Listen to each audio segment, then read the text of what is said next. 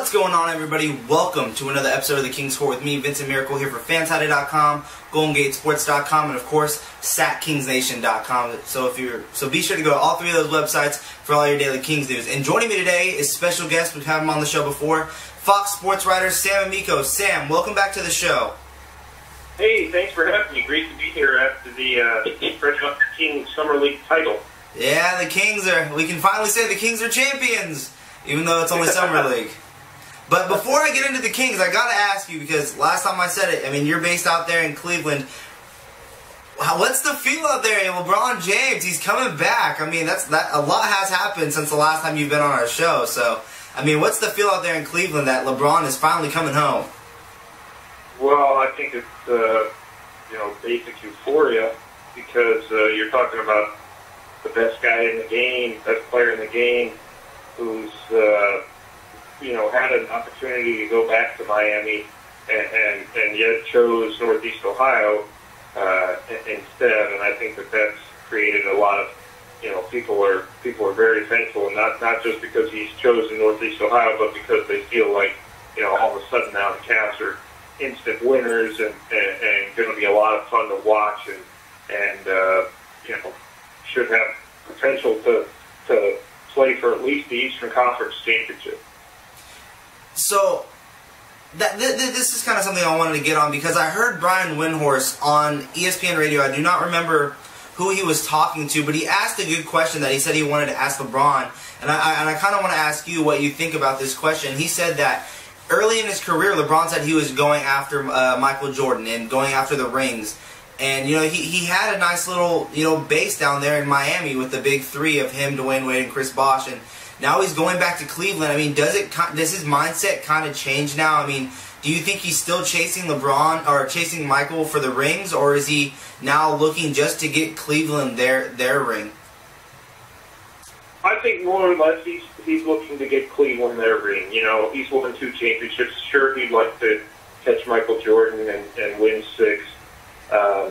But that's obviously a lot tougher task than he assumed it would be, because you look at how tough it was for them, obviously in Miami with the big 3 down there. Yes, they went to 4 finals. They only won 2. They probably should have lost the previous year to San Antonio. So it's not easy winning championships. It's very difficult. I think LeBron James, it's more important to him to play at home and to be in this area. He really missed it.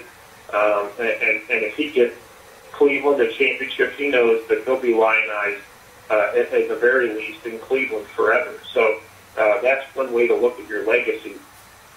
Is he potentially giving up on the idea of winning 4 titles? I don't think so, because with the Cavs, a young roster with Kyrie Irving, we don't know what they're going to do with Wiggins, if they're going to keep him or move him in a trade for Kevin Love. We don't know that yet. I think with that roster, you suddenly become an instant contender as well, and those young guys can extend LeBron's career and potentially win some titles. That's so true. So you kind of brought it up a little bit, and you hit on the whole what's going to happen with Andrew Wiggins possibly getting traded for Kevin Love. I saw the report that the Cavs are going to sign him to a 2-year deal, and they cannot trade him for up to 30 days. So, I mean, what are you hearing? Is there a good chance that this deal is going to happen? Do you know, if anything, if Minnesota is asking for too much and that's why it hasn't happened yet, or do you see this is going to happen at some point? They're just kind of working out the kinks. I believe that it will happen at some point, and I do believe right now Minnesota is probably asking for too much. I don't know exactly what that price is, but I think they want Andrew Wiggins in on the deal. The Timberwolves and the Cavs do not. The Cavs have 3 first-round draft picks next year that they are more than happy to, I would think, part with in the trade. Obviously, you need to move some salary. I think they'd be more open to moving Dion Waiters, even though they really like him. And perhaps Anthony Bennett or Tristan Thompson. I don't know the particulars of what they're doing, because really it seems like it's kind of at the discussion stage, and the terms are changing.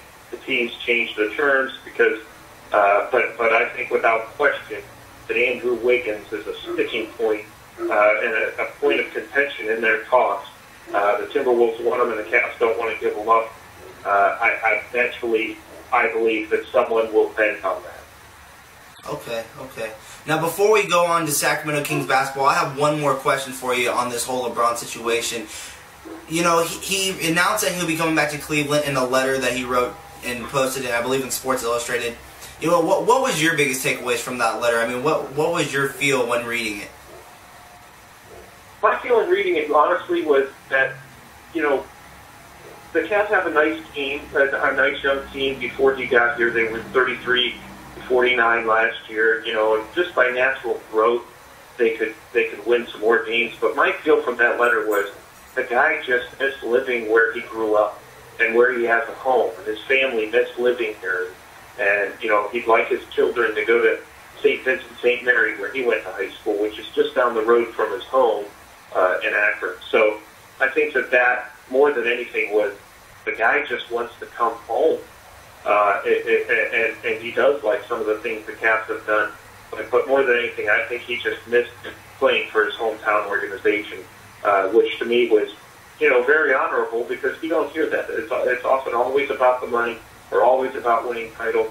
And here you have a guy who just, to me, really, while those things were important to him, the priority was to get to play at home. Definitely.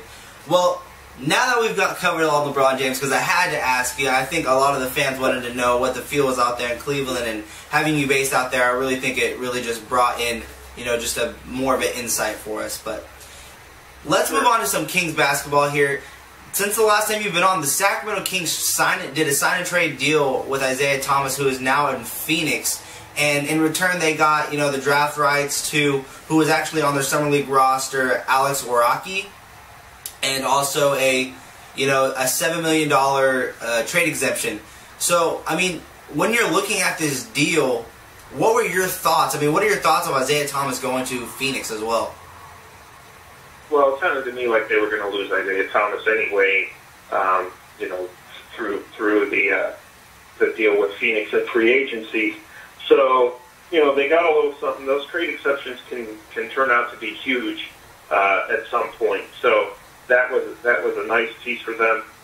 With Darren Collison, who's a nice player, we saw a couple of years ago in Indiana. He's actually very underrated. Probably be your starting point guard. I think they filled that role well. We saw what Ray McCollum did, and he's a very nice young player. An up-and-coming guy. We saw what he did in summer league. I think that your point guard position is covered there, and now you got a trade exception.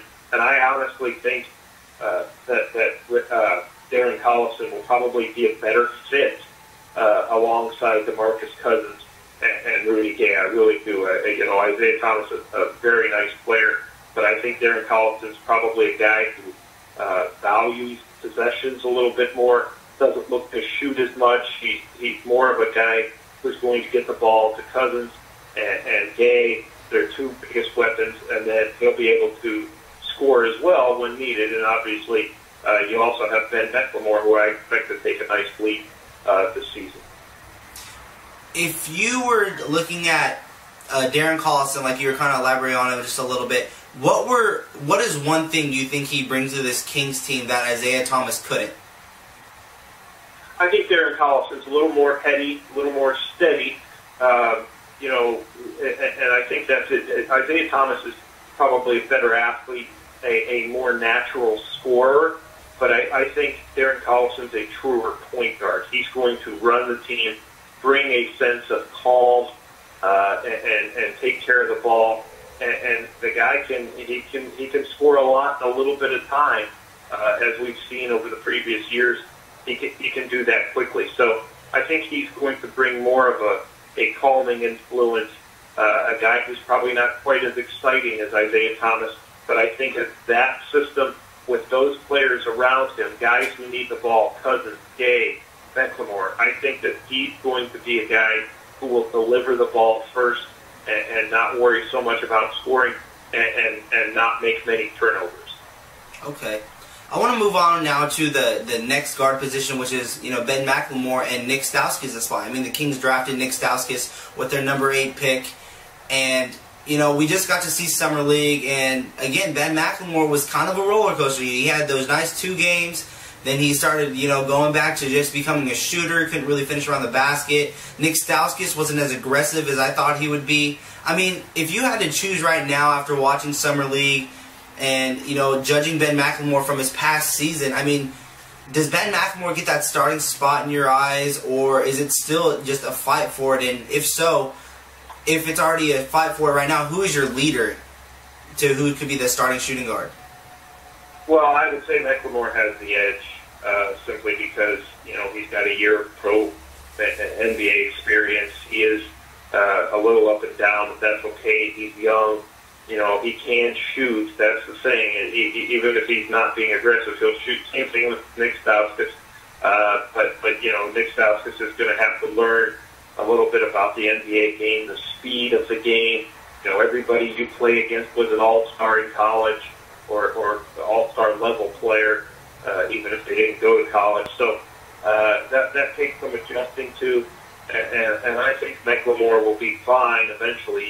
They usually, you can tell how good a guy is going to be in his 3rd year in the NBA. And McLemore is obviously entering his 2nd. So I think he has the edge, but you have a shooting guard competition, healthy competition going into training camp if you're the Kings, and that's never bad.